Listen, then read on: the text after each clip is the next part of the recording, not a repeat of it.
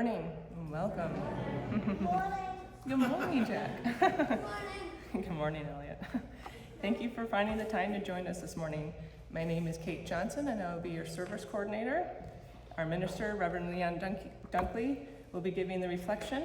We've got Tatum here to lead the children in spiritual exploration. So before I begin, let me remind you to take this time to silence your cell phones if you haven't already. We will begin our service with announcements. There's a lot going on per usual at North Chapel, so if you haven't already done so, please take a moment to look over your order of service to read about upcoming events and notices. You may also visit our website for a more comprehensive list. One little announcement I have is regarding pizza night, which there is a little notice about it in the bulletin, but update, we're still trying to find more volunteers and kind of coordinating if we want to do it on Wednesday still, or perhaps starting to follow them on Sundays instead. But regardless of what we decide, we're likely not going to be starting them till July, but stay tuned. If you're visiting today, we would love to have you sign the guest book at the back of the church. And if you feel so moved to do so, you may also take this moment to stand up and introduce yourself.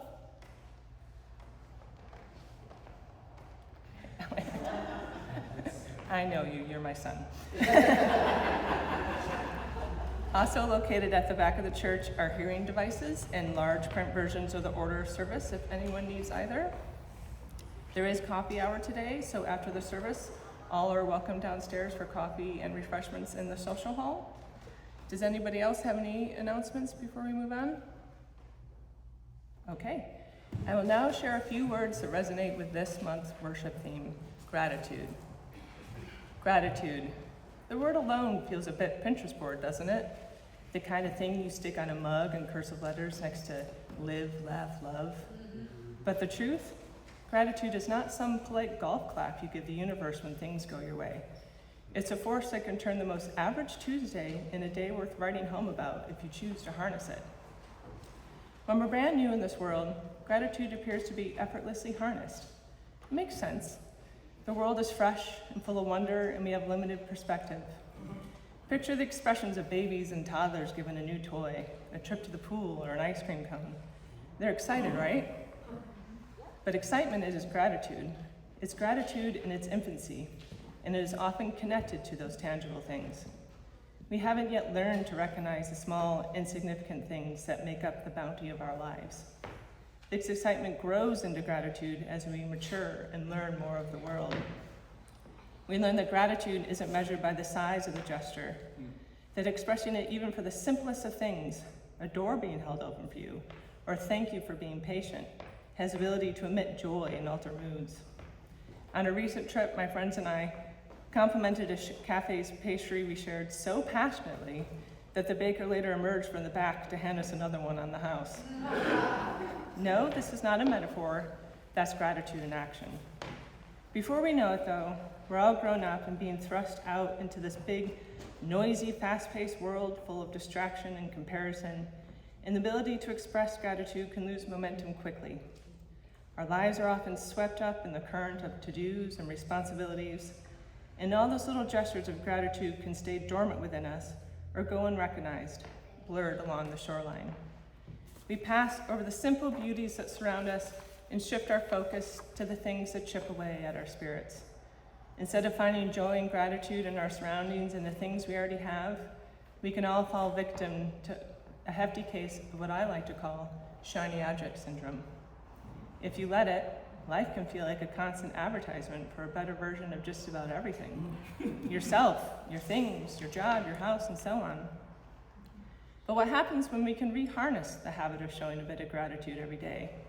Not waiting until it's conjured up as a result of sudden shifts in perspective, like hearing of a sudden loss and it dawning on us that we need to be more grateful for the loved ones we still have with us. Or until we start to reach that age where the reality of life coming to its final chapters makes us start to appreciate everything a whole lot more. Looking back and realizing all the little things were actually the big things. In doing so, we can become much happier humans. Gratitude can drown out the negative noise and sweeten any moment. It can be one of the quietest yet most powerful companions on one's journey towards healing. It encourages us to stay present in the moment. It's infectious when received and allows us to focus on abundance rather than scarcity. This is an incredible gift we have, this thing called life. So I want to end by encouraging everyone to remember to pause at least once a day and ponder over such questions like, who is one person I haven't spoken to in a while that I'm deeply grateful for? Or simply look around you, right now even, and take it all in. I can guarantee you'll identify something to be grateful for, even if it's the literal clarity over the fact that you are able to be here today, to sit here and see all of this, to hear all of this. What a gift alone that is. We will now have a moment of silence for meditation and prayer.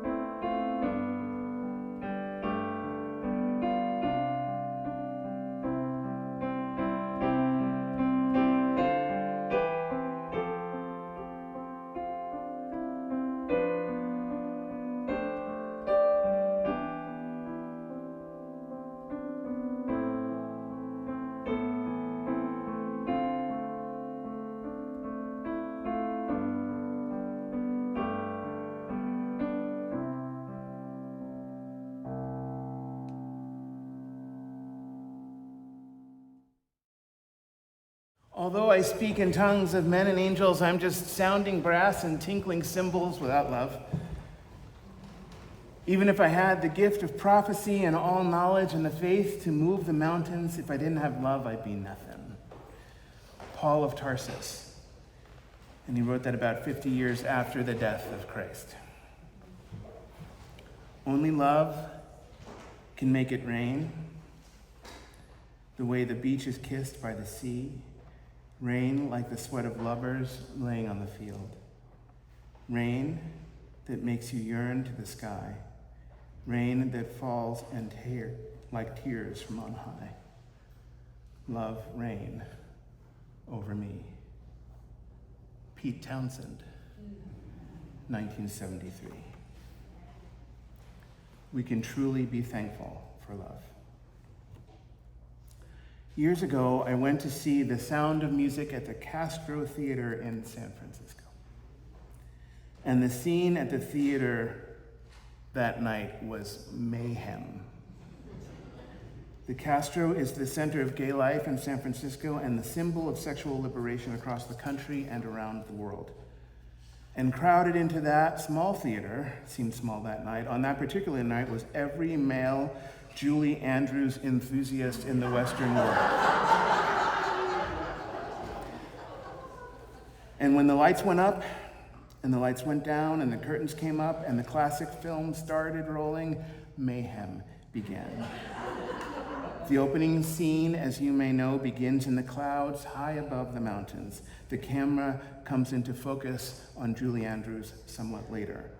So everyone in attendance, and I mean everyone in attendance, is directing the helicopter pilot, helping him or her or they get to where everyone knows that they're going.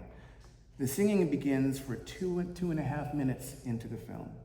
And for 2.5 minutes, it's mayhem. Helping the pilot find beloved Julie Andrews. Shouting directions that builds over time until we reach that precious moment on the perfect mountaintop when she opens her arms, extends and spins and sings, "The hills are alive with the sound of music." And the theater, you can count on the choir, man. The theater suddenly full of men singing at the top of their lungs in their best Julie Andrews impression. Some were singing the melody, others were harmonizing. And here I mean only that they were singing notes that were not the melody. The sound was nothing to write home about, but for that particular occasion, every voice sounded amazing. Music isn't always like that, but sometimes music is generous enough to be able to lend itself to our passions in that way. Sometimes music can be generous with what it delivers. Sometimes there are many different ways to sing like Julie Andrews. And these tattooed, leather-vested Castro guys were teaching me. In its own way, in its own singular way, the culture of the Castro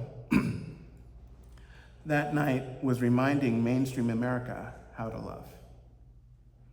Even against the waves of hate and fear and violence and executive-level legislation that are trying to stop it. The Castro and Julie Andrews and her enthusiasts and me were remembering how to sing of love and of life at the top of our lungs, at the top of the high hills in Austria, at the top of the mountain of our longing to make the life beautiful again, by being with the awesome beauty of life, and by companioning the overwhelming, uncanny fact of mere existence. Good morning and good Sunday. I hope that this new day finds you well. Today is Sunday, June the 7th, and the title of this morning's reflection is Meeting at the Gratitude Café. It's about the energy that we generate, the power that we share, and the new freedom that we experience when we choose to forgive, both outwardly and inwardly, when we choose to forgive one another and ourselves, and when we learn to remove the battle lines that we believe are drawn between us in good faith and lovingly. Have you ever blundered? Have you ever said the wrong thing at the wrong time to the wrong person and immediately regretted it? Have you ever hurt another person's feelings, who is a person of color perhaps, or gay, and found yourself surely and suddenly and sorely in need of forgiveness? That's an awful feeling from which it is difficult to escape without forgiveness. Have you ever responded to life in ways that created the imprisoning experience for others? I have, for sure. I have not meant to do this, but I'm sure that I have, if inadvertently. Have you ever been broken free of an imprisoning experience and felt the weight release? And been thankful beyond words? Have you ever received forgiveness and been thankful beyond belief? Newly reconnected with the person from whom you had been estranged. This is the arc of an enduring friendship. This is what it means to meet at the Gratitude Café. I just had a meeting there 2 short days ago. We all did, actually. You don't know this yet, but we did. We met a friend of ours that you have not met yet, a friend of ours named Ginny Allen. I met Ginny almost 20 years ago when I first moved to Minnesota. She was among the people who were most supportive of my ministry there. She has been for the last few months on the front lines of the resistance in the Twin Cities. Their incredible stand against ICE and its immigration crackdown program called Metro Surge. Their noble defense of St. Paul and Minneapolis at the cost of lives. The lives of Renee Good and Alex Pretty. She was there. She was on the front line, and it wasn't the first time. She was on the front lines through all of that, most deeply committed. And we would talk together from time to time. I told her about how we at North Chapel were responding at a prayerful distance in Woodstock. And then 2 short days ago, she sent a little note and said that I could share it with you. She said that she would love to be here with us in this way on Sunday morning. She wrote, "I'm sitting on a bench in Como Park, taking a break from my daily walk. I am in love with being immersed in all of this early summer beauty. And that feeling of gratitude brought to mind something else I've been grateful for: you. And by you, she genuinely does mean all of us, and Jocko too. She wrote, "Operation Metro Surge was such a horrific time for everyone in my community. The suffering and the outrage were so widespread that it was hard to talk to local friends about my personal responses to it because everyone around me was going through their own version of hell and doing everything in their capacity to make it stop. You gave me a pressure valve that I needed to express my anger and my grief, and you held it all and sent me pictures of puppies when I needed it. The fight is clearly not over.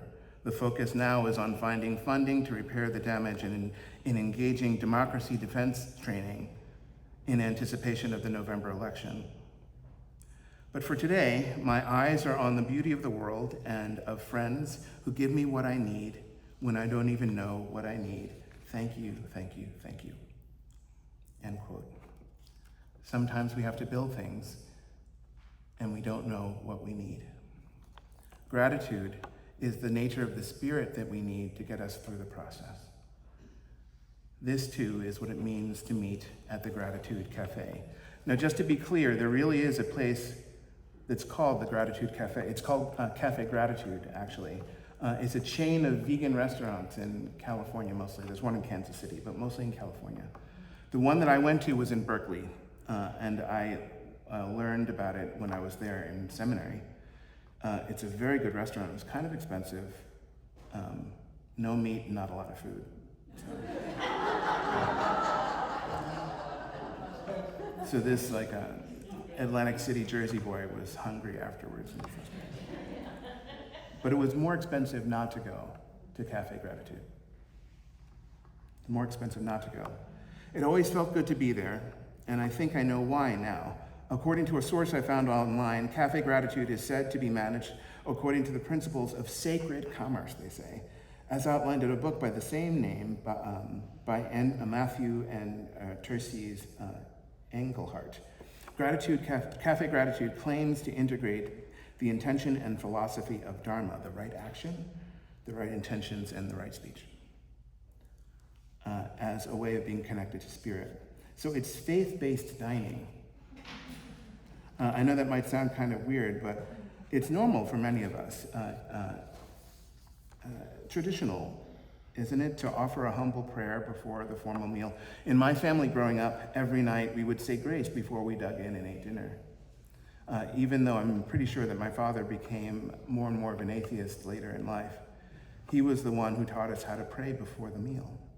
He was the one who taught me the words, and we would say, "Gracious Lord, we thank thee for the food we're about to receive, for the nourishment of our bodies, for Christ's sake.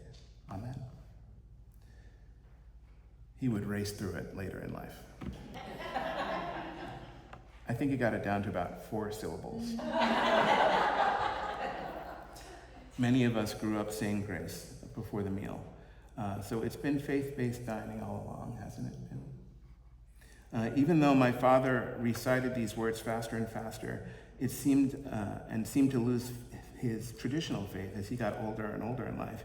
He never lost his reverence for life, never lost his reverence for living, not even in death. He died quietly and he died reverently. He died just as he lived. I have a lot of gratitude for this. For what do you feel that you have great gratitude in life? My father suffered from a beautiful dementia towards the end. We didn't talk much in his final days, but we spent a lot of time together. I played a lot of guitar for him, and it seemed like his memory was going. The first time I noticed was when I finished a song that I played several times already. And he said, "You're getting pretty good at that thing." And his energy seemed different to me. I had the feeling that he didn't quite know who I was, at least not in the normal ways of knowing. And I had the feeling that he knew exactly who I was, reverently. He knew who I was in faith and in gratitude.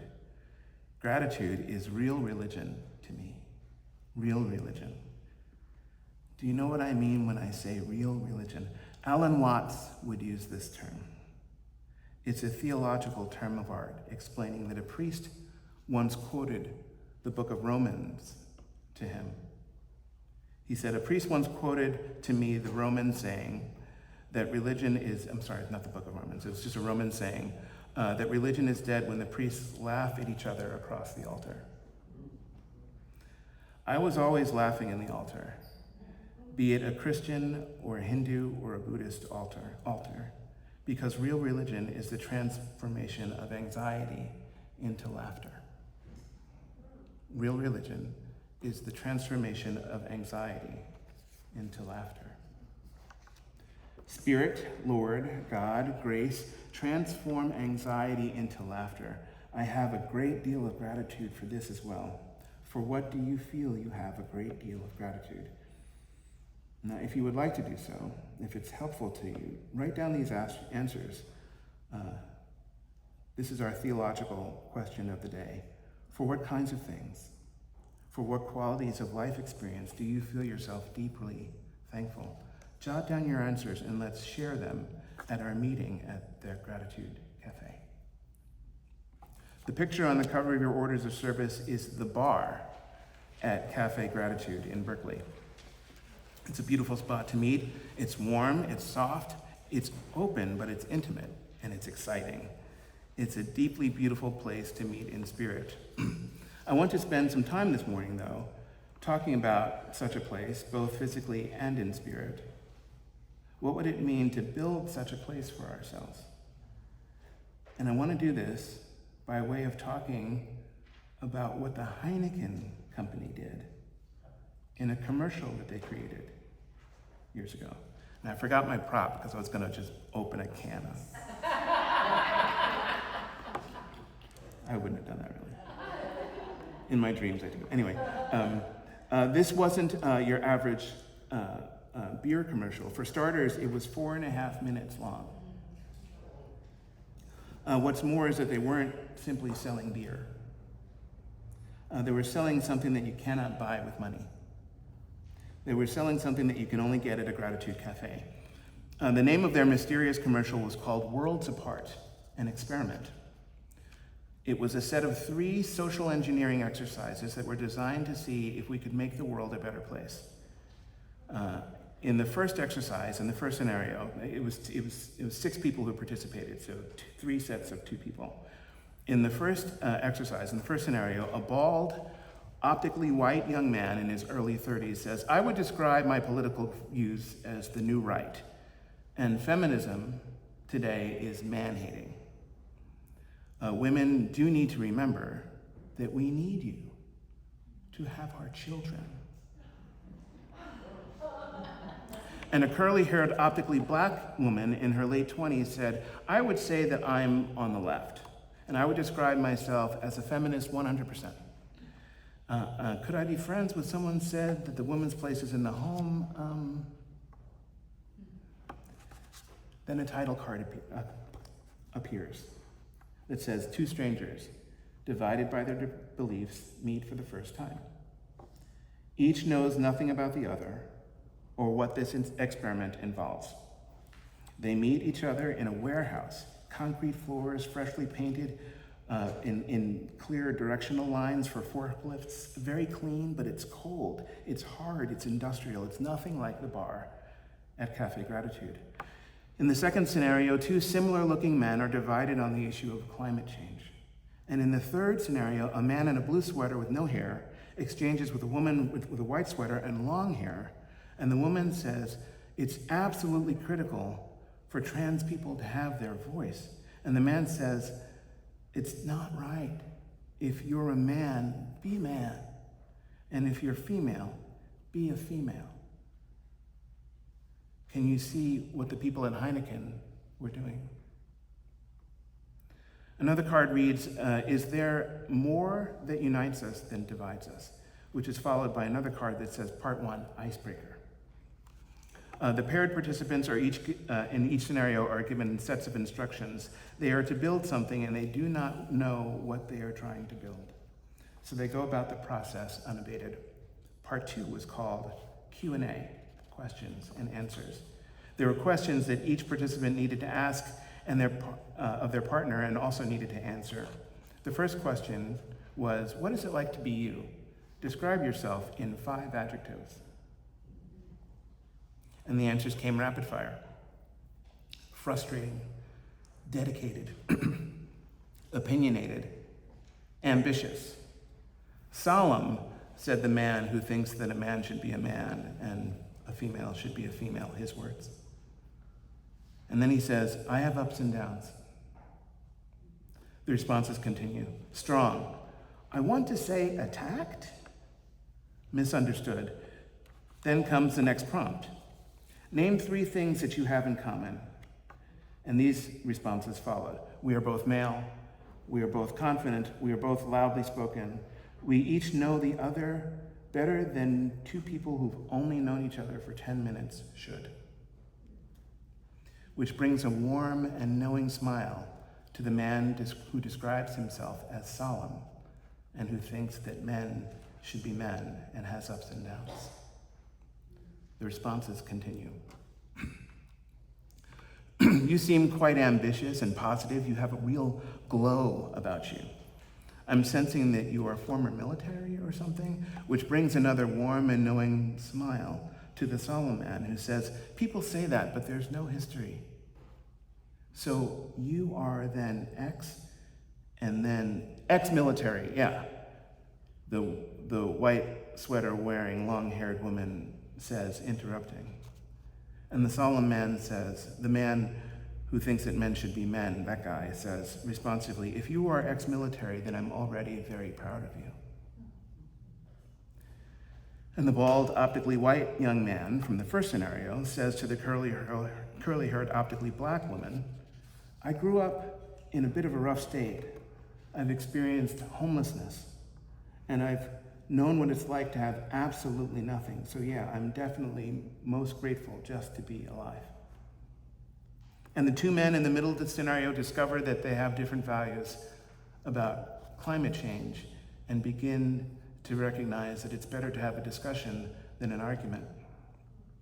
Heineken called the third part of the experiment bridge building. The participants come to realize that they are building a bar together with stools and beer and everything. Quite a bit like the bar at the Gratitude Café in Berkeley. Part 4, the powerful part, the commercial part, was called the decision. They each had a cooler to open that was in the shape of a globe. And in this globe-shaped cooler was ice-cold Heinekens. The instructions read, take a bottle, place it on the corresponding markings on the bar. Then the narrator stops the process and redirects the participants from a warehouse speaker high above. The voice says, attention, please. Now stand to watch a short film. This is the great reveal. One person in each of the 3 pairs had blundered, had said the wrong thing at the wrong time to the wrong person and regretted it. One pair in each had hurt another person's feelings and was suddenly in need of forgiveness. One in each pair had suffered the awful and imprisoning feeling from which it is difficult to escape. The other in each pair held the key to the front door of Café Gratitude. Their strength of heart and of body and of mind and of soul could help them to break their partner free from the imprisoning experience, could help to release the weight of their mutual estrangement. The other partner, of course, would have to do their part for everything to be healthy. The curly-haired, optically black woman in her 20s found out that her optically white male partner is dismissive of feminism. He said feminism today is definitely excuse for misandry, man-hating. The 2 similar-looking men discovered that they had conflicting views about climate change, which surprised each of them. The solemn man should be a man guy. The one who has ups and downs discovered that his long-haired, white sweater-wearing ex-military woman partner is a daughter, is a wife, and is transgender. The narrator from above tells them, at this moment, you have a choice. You may go, or you can stay and discuss your differences over a beer. The transgender woman takes a seat at the bar, and her partner, the solemn man who thinks that a man should be a man and has ups and downs, was so embarrassed at his discovery that he immediately broke away for the door, only to turn around 10 yards later and say, I'm only joking. Much to the delight of the transgender woman, who breaks into laughter at this gesture. And she slaps the bar with dignity and pride in perfect gratitude. And the both of them are laughing, and she said, you had me there for a second. In grace, each of the 6 participants saddled up to the bar and engaged their respective partners and their respective partners' points of view. They saddled up to the bar, and they challenged themselves. Their laughter is what new kinship means. And new kinship has the power to change the world. This is what Alan Watts was talking about a half a century ago, when he admitted to laughing at altars, be they Christian, Hindu, or Buddhist, because the real religion is transforming anxiety into laughter. This is what it means to be so lucky, so fortunate, so blessed to find yourself joyfully going to a meeting at the Gratitude Café. Laughter is so important. Smiling out from your heart is so important, both privately and on the stage of the world. Life, love, religion, faith, spirit, culture, politics, all of these are best when they are based in joy and led by laughter. Healthy joy and laughter lead the way to higher consciousness. As Watts reminds us, there is no mission, no interest to convert, and yet I believe if this state of consciousness could become more universal, the pretentious nonsense which passes for serious business of the world would dissolve into laughter. We should see at once the high ideals for which we are killing and regimenting each other are empty and abstract substitutes for the unheeded miracle that surrounds us. Not only the obvious wonders of nature, but also the overwhelming, uncanny fact of mere existence. Laughter is revolutionary. Joy is revolutionary. Gratitude is revolutionary. These are the keys to our freedom. They help us to sing like Julie Andrews. They help us to remember how to love. Because if we are lucky enough to be free, we know that the hills are alive with the sound of music, with songs we have sung for 1,000 years. The hills fill our heart with the sounds of music, and my heart wants to sing every song it hears. This kind of gratitude gently reminds us that there are many ways to sing like Julie Andrews. Gratitude reminds us that singing helps us remember how to love. So we can be thankful for this, because only love can make us free. So if you've blundered and said the wrong thing at the wrong time to the wrong person and regretted it, if you've hurt somebody's feelings and found yourself in need of forgiveness, remember that it's love that sets us free. We can deeply be thankful about that. May it be so. Blessed be. And amen. When Lady Diana died in August, I think, of '97, people gathered in the Castro. The town of San Francisco was empty. I thought I had missed the announcement that something terrible had happened and you needed to go into your house and tape it up with duct tape or something. So I went with my friend, Erica Greeley, actually, whose grandfather or granduncle was the first president of the UUA, Dana McLean Greeley. But she and I went down to the Castro that day, maybe looking for something to eat. And as we went over the hill down into the Castro, up came a procession of thousands of people who were on a march. They were on a march from the Castro to right downtown, and leading the way were the Sisters of Perpetual Indulgence. Do you know who these people are? These are the most fabulously, ornamented people with the longest fingernails walking out in front of everybody, leading the way in the most powerful, beautiful march, right down Market Street to downtown. And in that march, a friend of mine, whose daughter I knew from youth group in New Jersey, met me along the march and said, "We are slowly remembering how to love." Maybe so. Blessed be. Amen.